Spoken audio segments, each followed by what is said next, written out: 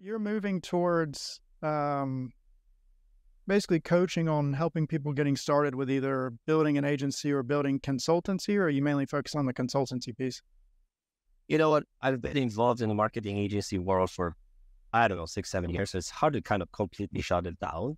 So if someone comes in and asks a question, I'm not going to tell them no. It's just that's, I got really kind of bored, if you will, with the topic. So I'm looking to get into something that's also my expertise, which I've been a consultant all my life. If back as a lawyer, I was consulting on legal stuff. As a fraud investigator, I was working with Fortune 50 companies consulting, doing fraud investigations and consulting on how to improve that.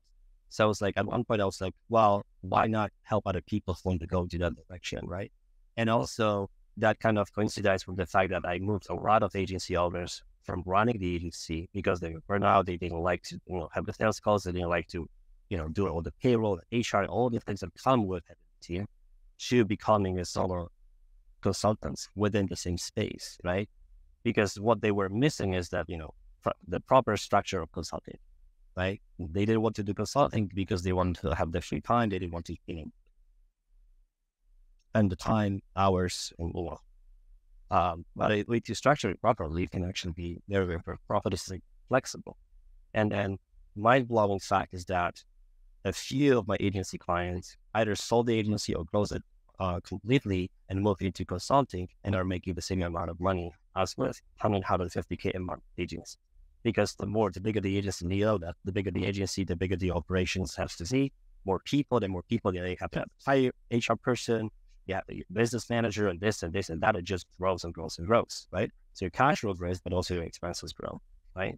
So if you can have a 10, 15, 20K per month as a solo consultant works 20 hours per a week, no hassle, no headache of like, oh, someone's not showing up to work, to the office, whatever, then why would you run something bigger that gives you more headache and similar money from lower, right?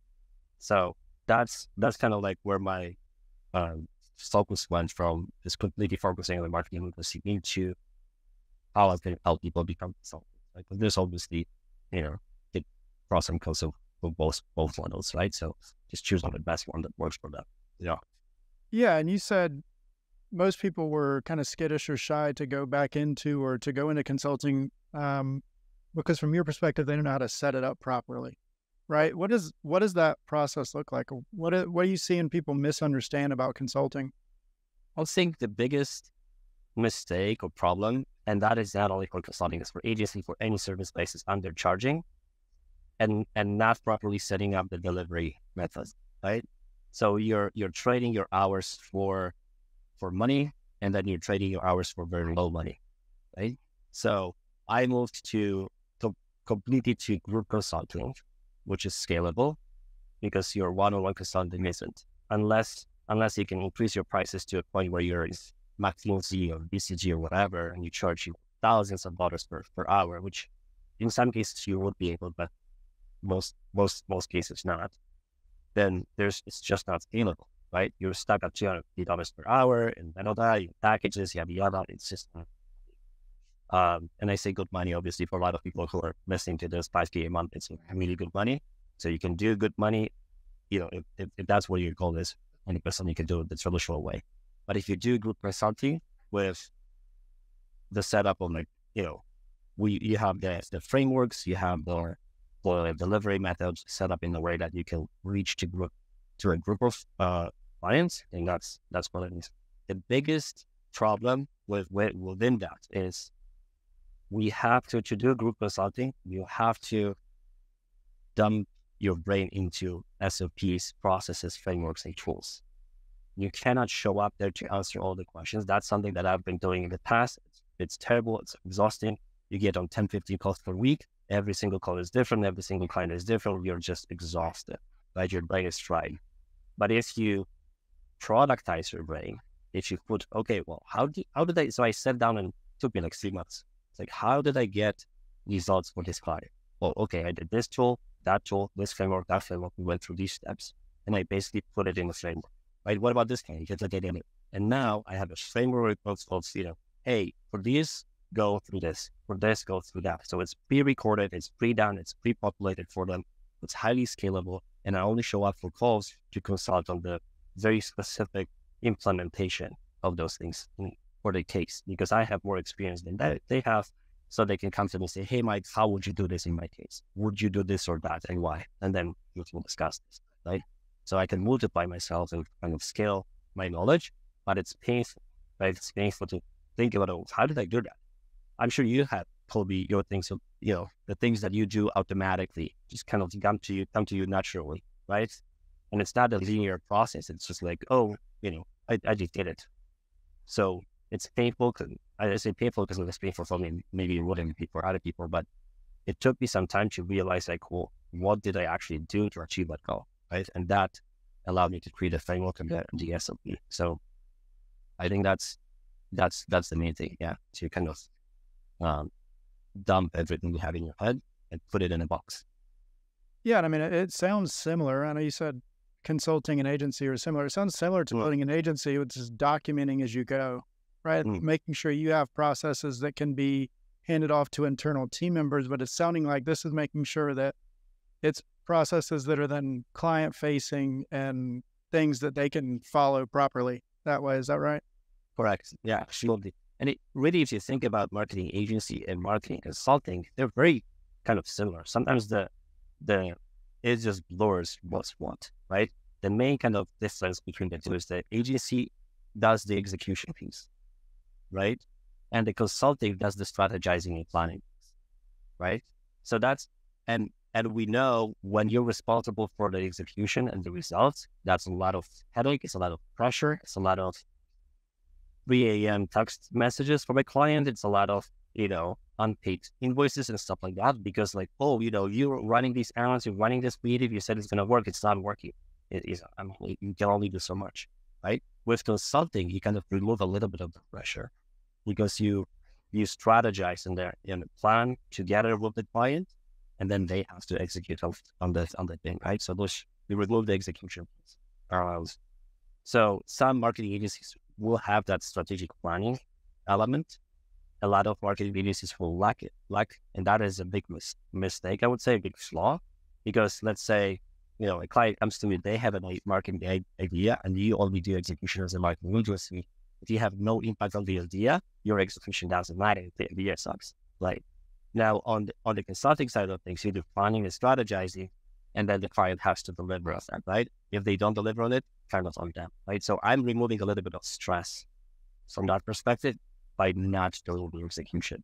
It's all the button clicking that I leave to the client. I tell them what to do and where to click, and they have to do it themselves. They can spend 12 hours a day clicking Facebook ads. That's up to them. I don't want to click without. Yeah. And I know you said at the beginning you've talked with various agency owners that have transitioned over to consulting. There's an obvious difference in agency versus consulting, which is having staff, having overhead, having responsibility of managing others. Are there any other just, factors that are going into burnout that people are looking to get away from to get into consulting? And I guess this kind of applies also if anyone's listening who hasn't started either other and is trying to determine which one they want to do. I'd say the most common kind of, issue that marketing agency clients that come to me bring up is that they just don't want to do account management. They're like, I don't want to manage clients. I don't want to deal with their tantrum. I don't want to deal with their bad day. I don't want them to go after me and say, oh, this ad is not working. And even because this yourself very well, right? Running an agency, like people come in like, oh, the CTR, this is low, blah, blah, blah. I'm like, yeah, well, and you have to explain to them how it all works and stuff like that. So they're just burned out. It's just a lot of pressure. A lot of them don't care. They're like, yeah, exactly. This is how it was. And you like a broken record, repeat yourself and explain why this works this way, why the algorithm picks this one, what we need to do, how we need to wait, how much more budget you need to spend, all that stuff. But a lot of them are just not cut for this type of account management. And so the actual execution is what bothers them a lot. And that is putting them, and that is, another reason is that it's kind of like a catch-22. So you are stuck in account management. You don't have the time to do, proper sales and stuff like that. So you don't have the time, or you don't have the money, compassion to hire help. When you cannot hire help in the agency, you'll burn out with the account management, and then, it all blows up. right? So you would have to hire people to help you to remove yourself from the account management if that's what bothers you, right? Another thing I would say is there's this pressure of like one of my clients, $150,000 a month agency. It's a lot of pressure. There's 50 clients, around 10 people on staff. It's a lot of pressure every month, So they're like, oh my God, this is $150,000. I need to pay the bills. I need to pay the fee, all those things, right? So they prefer to be 20, 30 grand a month, highly profitable solo entrepreneur, because it just feels that that's kind of cash pressure, money pressure is just not as as it is with high volume, right? So that's another kind of maybe a mindset thing, but they just prefer to work with lower numbers. And if you're like, oh, there's not much here, it's just not pushing them much yet. Yeah, I mean that was a mistake I made very early on, is misunderstanding growth, and I directly attributed company headcount growth to company growth, but not necessarily prioritizing margins or overall revenue. But oh, we're growing as a company, we just hired somebody new, right? And it's sounding like that kind of plays into the realization that some people may go into the agency world and then realize I followed a trend, I followed a path, but actually consulting is for me. Like consulting is my happy place. Yeah, exactly, 100%. And there's nothing wrong with that, And I keep using this example of a GPS. If you're stuck and just thinking about and strategizing and not putting any wheels in motion, if you sit in your car, if you sit in your beautiful S3 Audi and put an address in the GPS, and then you keep stationary, you can move, the GPS won't tell you where to go, right? So as soon as you start moving, it will tell you, hey, turn left or right, make a legal U-turn or illegal U, or whatever you decide.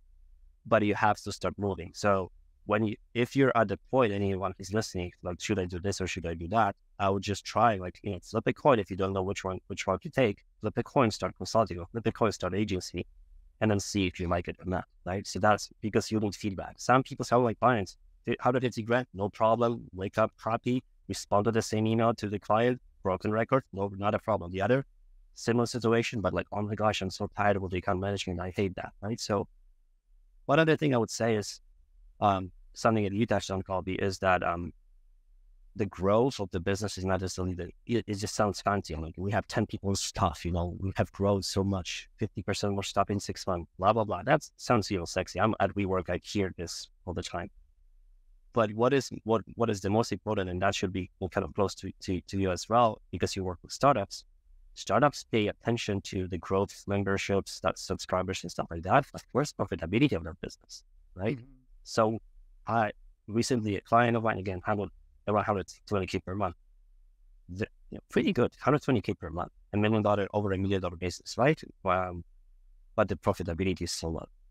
So it makes no sense to run a big monster operations that gives you a lot of headache and gives you 10% profitability, 12 grand a month, big profit.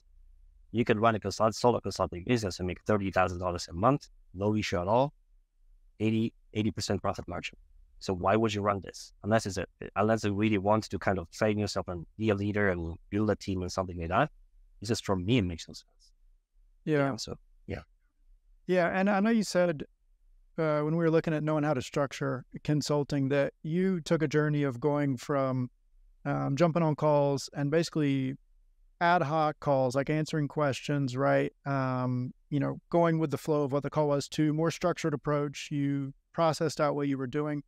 As you do that, as you have a structured approach, as you have structured calls, maybe even a system that you've built out for clients to, I don't want to say follow, but to go along with. Yeah. How do you balance that with personalized strategy or consulting as well? Do you get what I'm asking? Yeah. Yeah. So what I do is there's a individualized strategy plan that is based on the conversation with the client. Mm-hmm. Right? So they have a plan. And then I tell them they have access to 25 modules. And I tell them module 1, 7, and 8. Right now, focus on that. This is your plan. This is where you will find your answers. And then, so it's a personalized plan, personal strategy for them. And it's just kind of, base or foundation is already pre-recorded. And, because the approach is the same every single time. It's just you might need different blocks, different modules, or different elements that are missing in your business, right? So let's say you're stuck on pricing. I'm going to tell you, hey, you know what, you're doing great, but your pricing is off. You have to go through these things and improve your pricing, right? You also have to change how you deliver. So go through this module, right? The other client will be the opposite. Module is fine, structure is fine, delivery is fine, pricing is fine, maybe something else is wrong, right? So it's always a personalized plan, but then the specifics are kind of pre-done, pre-coded, and available just for scale. Yeah, and I think, from the agency world, I started out freelancing. We'll call it consulting, but I was doing button pushing. You know what I mean? So they're very similar, right? Went into agency mode. You're in the consulting world. One of the biggest bottlenecks when you're getting started out is credibility and like how do I communicate to people that I know what I'm doing? How do I attract new clients? Like, where can I go? I went the Upwork route. What route did you go when you got started with consulting? You know what? It's when I think about when I started consulting, I was a consultant for big, consulting companies, and I was doing a great job. I was just a good consultant with videos. And so our clients, big companies, wanted not to work with the Ernst & Young or Deloitte or anyone else I was working for. They wanted to work with me. So as I moved from Ernst & Young to Deloitte, they moved with me, right? So they wanted me. And so I built a personal brand. So while I was working in a 9 to 5 or more of 7 to 7, I was building my personal profile on LinkedIn at the same time, right? I was like, okay, I work for these guys, but I don't want to have a label of this is a Ernst & Young or Deloitte consultant. I wanted to have a label, this is a Mike, and he's a great consultant, right? So even though I was writing a blog post for Ernst & Young, I would still write a blog post for myself, right? So build a brand at the same time. And so as you build authority, you build brand, people start coming to you. My go-to strategy whenever I kind of shift gears a little bit and pivot in terms of like what I deliver is always give, something new. People know this from Gary Vee, always give before you ask. So I do free consultations, I do free workshops, I do free stuff first, so that first of all I can show people. It's a no-brainer, it's a low barrier of entry, right? If I do something for free, I'm gonna attract people. If I deliver good results for them, they'll be happy. They'll get results. They'll talk to other people about it. I'm gonna get testimonials from them. I always ask for media testimonials. I'm gonna get insights about what the market actually wants before I offer something for the pay. So my process right now, for example, if I want to help people put content on LinkedIn, right? I create a workshop. I have 50 people sign up for the workshop. It's free. I'm gonna show them what I'm doing right now. So I'm gonna completely open my doors and say, hey guys, this is what I'm doing. It's free. I'm not, hiding anything. You can learn from this, right? The only thing I'm asking was, you guys will ask me questions of like, what have I not covered, so that I can prepare a better workshop next time, paid, and also a 1-minute testimonial on how you like the workshop or didn't like the workshop. And then I can use the insights I got from them to improve my workshop next time. And I can use testimonials to promote that workshop next time. And my next workshop will be paid, right? And then I increase the price every time I do it. So that's how I would suggest for people to start doing you when the Upwork road. And I'm sure you started with lower projects, right? Lower paid projects, and then increase to build your brand. Same approach, right? I just didn't go. I think Upwork is a great way to start. Yeah. Yeah, very similar road. I didn't have as much professional background like in industry. So I went the Upwork route and, took those low paying jobs and just focused on stacking up reviews as much as I could and understood the system. I don't want to say like the algorithm, but you know what I mean? Like understood you needed X amount of reviews to get this badge. And then if you got this badge, that you could get this type of job, and just started working my way up that way. Upwork did it for me. There's, I think the biggest takeaway, similarity in those is just get the social proof as early as you can, get the seat time as quickly as you can, because you're going to learn a lot as you get into the seat. And, keep pushing forward with what you're doing now. You're really focused on LinkedIn. You focus on Twitter. What platforms are you really pushing for your content? Yeah. So I do have a bit of a better footprint on LinkedIn. I played a little bit of Twitter, but I decided to focus on one platform, build a bigger following there. And then also I get just more, I just chose a platform that has more that I have more traction on. So it's LinkedIn for me. Um, and Twitter is going to be, it's 80% LinkedIn, 20% on Twitter.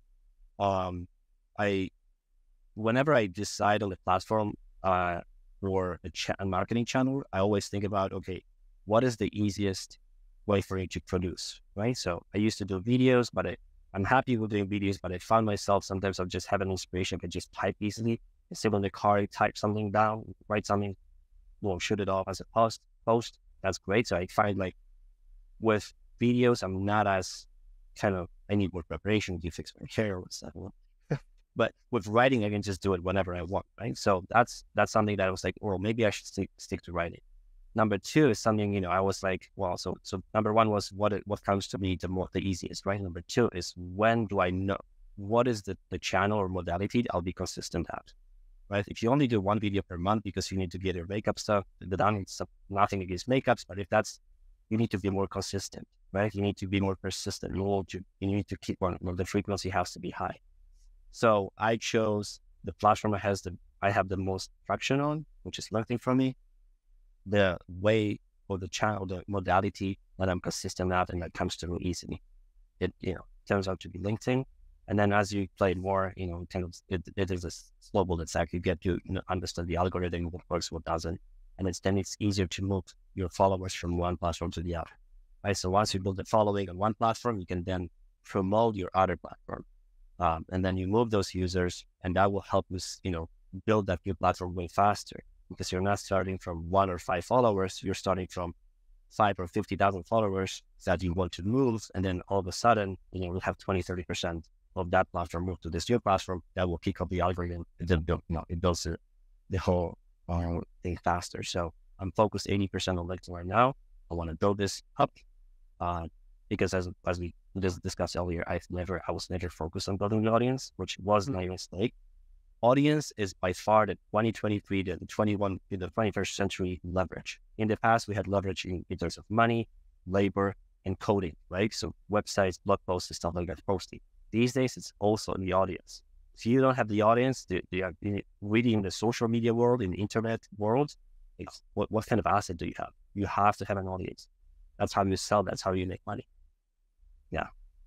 Yeah, I know you just said you feel like your biggest mistake early on was not focusing on the building the audience. Well, I want to use that to kind of leverage into my last question. And for full context for anyone listening, I worked with Mike for a year. He did consulting for the agency that I have, crushed it. But one thing that he shared with us was a document that he had, and I had to pay to get it. Hopefully you get it for free here, but it was basically the foundation. So I remember it was 0 to 25, 25 to 50, and 50 to 100K a month. Right. So that was for the agency world. And it may be very similar for consulting, but for the consulting world, what do you think are the foundational elements that people need to, focus on when they're getting started? And then what are some nice to haves once you have those foundationals? Yeah, I think that's the foundation. Like you have to build your personal brand. That's no question about it. You have to start doing that. I think getting into a mindset. So that's going to be a soft kind of strategy here. Getting into a mindset that you already have knowledge and skills and expertise to consult on. It doesn't matter how much of experience you have, you already are a few steps ahead of other people. And that's already enough to deliver great content online. It's already enough to deliver free or paid workshops. It's already enough. When you do workshop, you consult on stuff to tell people what to do, right? So it's already enough. I find too many people are just stuck in like, oh, when I get the certification, when I get there, this is when I'm going to start delivering this. No, you're fine right now. You're always a few steps ahead of someone else, right? So I would say, ask yourself a question 2 or 3 years ago, what kind of question did I have that I would pay for, right? To have answer, or that I would pay for with time or money to get answers for. And if you just list those 20, 30 questions and start answering them every day on LinkedIn, Twitter, Facebook, whatever you choose. So getting into mindset like I'm a consultant, I can already help other people is very, very important because otherwise you get stuck. In terms of more operational setup, I would say don't overcomplicate things at this point. Solo consulting is very, very lean. You just need the 5, 7 tools. You need something to post. You need Stripe to charge. You need Calendly to book calls at very, very, very low key. And then start documenting the things, how you achieve the results, right? Because in the beginning, you have to build the foundations, right? So you start working with clients and you have to note down and document what are you actually doing to help them, right? Because otherwise you'll be in my position where you have to look at 12, 15 years of experience, like, so I don't know how I achieved those goals. I need to go through all those and audit myself and note it down, right? Speaking of documenting, the easiest way to put content out is document what you do. So you talk to a client on Monday, you finished, note down what you have talked about. You gave them strategies, ideas, thoughts, you share the tool, write a blog post about it, write a LinkedIn post about it, document what you do, right? Document like, oh, I just learned this and that about ChatGPT or blah, blah, blah. Whatever you do, document. That is the easiest way to produce content. Yeah, so those would be my kind of foundational pieces for the big one. Yeah, I think you brought up a couple of good things there. I know I said last question, but you brought some ideas to the table. So one thing you always see in courses, and I know, I went through yours, but also there was a course that you and I are both familiar with from back in the day, where one thing that they provided was mindset coaching. It seems like mindset coaching is very much a thing across all solopreneur or, business is getting started type thing. I mean, I guess that imposter syndrome is just something that I don't want to say everybody goes through, but it's a common thing. 100%. I mean, we're all humans, right? That's, we have good days and bad days, right? And so I would say, if I was to choose, like, to tell you a percentage of like, how much am I actually helping with operational stuff, strategizing and planning when it comes to consulting, I would say that's maybe 60%. The rest is just mindset. People call in and like, oh my gosh, I need to vent, Mike, to you today. This and this happened. How do I do this? I'm just alone. My partner doesn't listen to me. I feel like a therapy sometimes.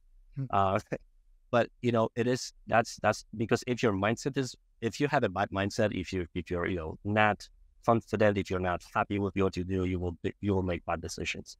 And I'm working with a client right now. They've been doing great before COVID. And COVID hit, they needed to pivot into e-com because they're in the event space. Now they're going back into events because they open up. But like, there's a lot of like, oh my gosh, we're so tired and burned out, and like they lowered their prices from $10,000 retainers to 2.5 because they stopped. Yeah, and it's all about like and they are aware of the fact that they have a problem with the mindset. Right, they traded one client for 4. Exactly. And that is a problem. They're like, you know what? We just don't have the confidence we can charge that much. Right. So how do we change that? I tell them, like, I can tell them just charge more, right? But that's not healthy. Right. So we have to fix the problem. And then there's just something that I like to say as well. It's called the upstream problem. Right. So we very often focus on fixing the wrong thing. Right. So especially as a consultant, that's very important. Your job as a consultant is to identify what is the true problem that you need to work on to get the client the result. If you work on something that the client told you, that might not be the right thing, right? It's like going to the doctor. You're like, oh, my biceps hurt. Okay, great, but why? What happened? Like, okay, what actually is the problem with the wrist? You start fixing the bicep, it's the effect of the problem, right? So I'm going to tell you a quick story about the upstream problem. Imagine this, you're camping with a friend. There's a beautiful river. I want all the listeners to close their eyes right now. Just imagine this. And, birds, singing, all that stuff. You're fishing. Sound effects. Yeah, exactly. You're fishing, and then all of a sudden you see a child in the river, right, drowning. You get it, you jump into the water, get the child out, right? And then you see another one, and another one, and another one. And then your friend jumps in to help, and you guys are like tents full of, kids, just taking them out of the water. All of a sudden you see your friend just getting out of the water and running up the stream. Like, what the hell are you doing? And your friend says, I'm going to see who's throwing the kids in the water, right? Because if you keep on working on fixing, taking the kids out of the water, you're not really solving the problem. You're solving an effect of the problem. You're solving not the source of the problem, but the effect of the problem. So as a consultant, you have to always think, okay, well, Are we looking at the effect or are we looking at the source of the issue, right? So that's something that's very important in terms of the mindset as well. I can keep telling my clients, hey, just charge more money, but that's not the problem. The problem here is just with their mindset. The problem might be with branding. The problem might be why they cannot charge that money. Yeah. Yeah, and that scarcity mindset can cause a lot of problems in businesses. There was a show, and I don't remember the name of the show. I just remember the context. It was a millionaire or billionaire that had a challenge where he had to basically act like he was broke, and he had to go from $0 to X amount. And it was like a reality TV show. So, And one of the things that he said in that show was his first priority was to save up 3 months worth of cost or 3 months worth of overhead to live so that he could exit scarcity mindset as quickly as possible. So he just hustled and was like, flipping a car or whatever he could do. So he just had 3 months worth of cushion to then really figure out what he was going to do for business. so good. So good. Absolutely. I mean, the scarcity mindset will put you in the bad decisions of undercharging, over delivering for no reason, all those bad decisions that you should not make as a business. I posted the other day, and then I clarified in the post as well. What was it? I said, spend money to be rich, not to look rich. And that's a very important concept. But at the same time, I know myself that if I'm driving, I went through some personal issues the past few years, so I needed to really low down deeply on spending. And I realized what's happening to me. I went from driving a really good car to driving a car. You know what I mean? And I know how it impacted my mindset and how confident I felt. Some people might say, well, it's vain, blah, blah, blah, the cars, all this for show. But if it makes me, I know now, back at where I want to be, that when I'm driving this car, I'm in a mindset of I'm going to crush today. I'm going to make it happen, And so you expect more. You expect more. I expect, yeah, because I normalize the level of my life. My benchmark is way higher, right? All of a sudden, you make more money to make this happen, right? If you lower your expectation, you lower your needs, if you lower your level, you will always reach that level. But if you push yourself, it's like spending the time with people shit, I thought I'm making a lot of money. I'll give you an example. I was attending an event, 300 people in the room, and then, there's a show of hands who's making about 20 grand a month, 80 grand a month. Wow. 150. Wow. And then there's this one guy in the corner. He's shy, you would never say he makes any money at all. He lifts his hand. It's $1 million. They're yeah, whatever. A day. He runs the company that makes $1 million a day. So I'm well, I have work to do. So it's all about benchmarking, right? If you lower yourself, if you push yourself down, that's where you're going to stay. So you have to open up, sometimes challenging. Shit, I need to make this work. Burn your bridges a little bit, because the biggest opponent of yourself is your mindset and also your comfort zone. Mm-hmm. That's why people stay stuck in 9 to 5. It's called a golden cage, because you make enough money to buy a Louis Vuitton here and there. You make enough money to go to New York or Hawaii or Miami once a year, maybe. You have enough money to buy an iPhone 14, but not enough to really enjoy it fully. Mm-hmm. But so it keeps you in that spot, right? So if you challenge yourself, burn the bridges. You have to be smart about it. I mean, I burned my bridges back when I left the corporate world, and I said, well, screw it one day, and I left the next one without having too much money in my bank account. I mean, I think I had 3 or 6 months. And I was maybe not enough, because I was stressed too much, and then it put me in the scarcity mode, right? So you have to protect yourself. You have to have the cushion so that you don't get into scarcity mode. So I wouldn't recommend people to jump off the cliff and build the plane as we go, but at least have a plan, at least have some building blocks to build the plane, right? So anyway, I go to things over with you. Love it. Love it. Love it. Well, we're going to go into rapid fire questions. Normally I just have 3, but I'm throwing in one here, because as we were talking about imposter syndrome, I started making connections. As you know, sometimes I make connections that don't exist. So if it doesn't, just tell me. But I'm curious, and this is really just me projecting personal experience from the past, because I, went, like I said, from freelancing to building an agency and was in scarcity mode for a lot of that time. One of the biggest problems I had early on in agency, and finally am past that, was still doing it when I was working with you, is building a whole process and idea before we even executed on it, or like building an entire process before we validated that it was needed or, valid, right? I feel like partially that may have been from imposter syndrome, just making sure that we were always buttoned up and ready for anything that could come our way. I'm really asking you a leading question, I'm realizing at this point, but what is your opinion on building process first versus doing and then documenting? Yeah, I mean, it's a little bit like, building before you know you can sell it, right? So I always sell first and then build it.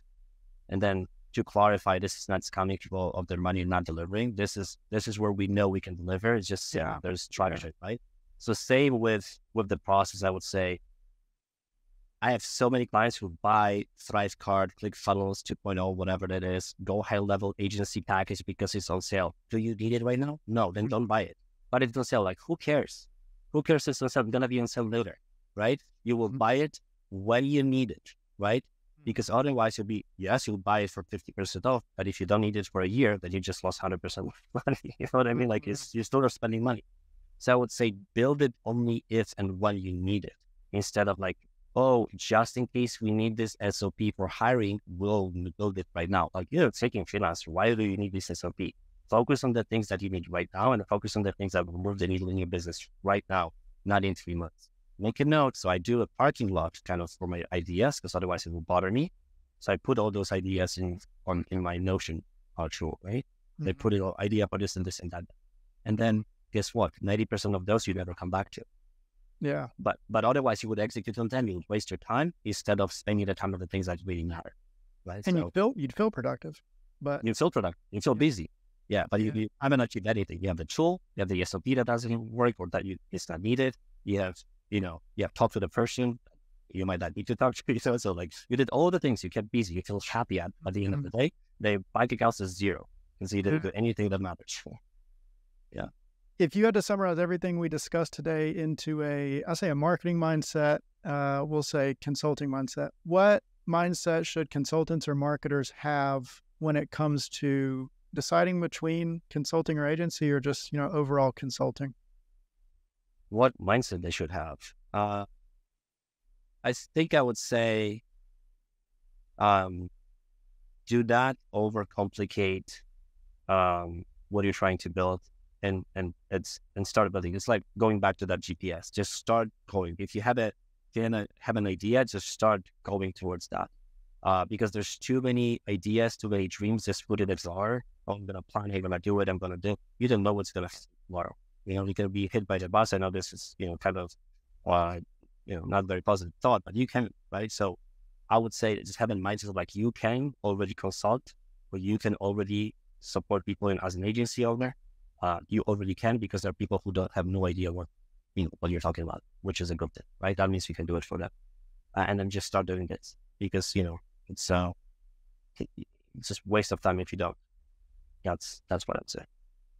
For anyone that's listening that's in the stage of figuring out what they'd like to do in the marketing industry, what role or roles would you say will have the highest demand or opportunity in the next 3 to 5 years? What roles in the marketing agency area?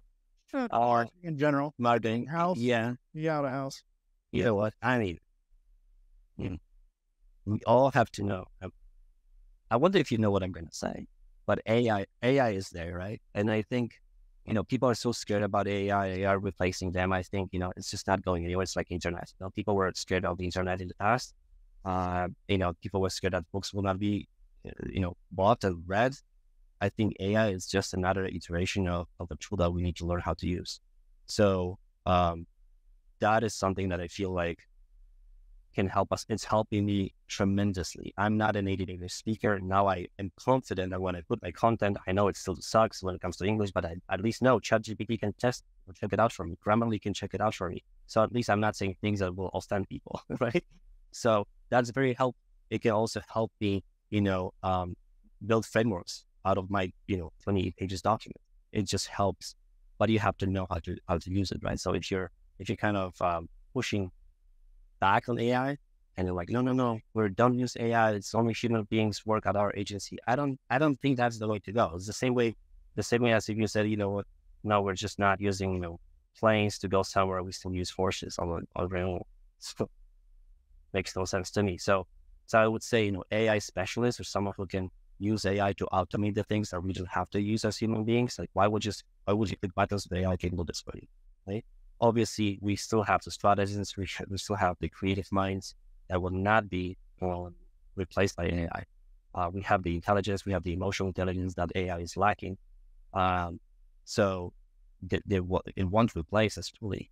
But yeah, so I would bet on AI.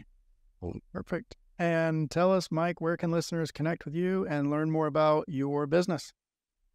Yeah, the best way is I'm going to promote my LinkedIn. So go find me on LinkedIn, Mike Koziol, Koziol, or MikeKoziol.com. That's MikeKoziol.com. Yeah, you can subscribe to the newsletter. You can follow me on LinkedIn. I would be happy. I do offer, free stuff. I do offer the workshop I mentioned for free. Just give me a 60-second video testimonial. Yeah, always happy to help. Awesome, Mike. Appreciate you coming on. Appreciate you having me. This was awesome.